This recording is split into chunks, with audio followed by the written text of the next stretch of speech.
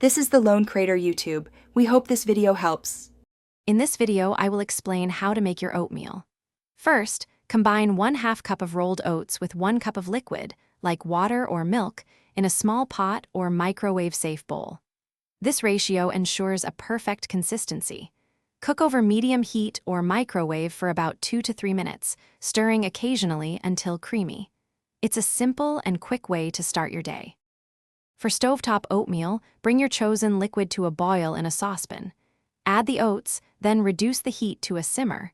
Cook for about 5 to 7 minutes, stirring frequently. This method yields a wonderfully creamy texture. The oats will absorb the liquid and become tender, creating a hearty and satisfying breakfast that's worth the extra few minutes. If you're short on time, the microwave is your friend. Combine oats and liquid in a large, microwave-safe bowl to prevent boilovers.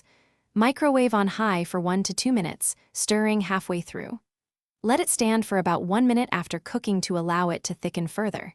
Be careful, as it will be hot, but it's incredibly fast. Now for the fun part, customizing your oatmeal. Once cooked, stir in your favorite toppings.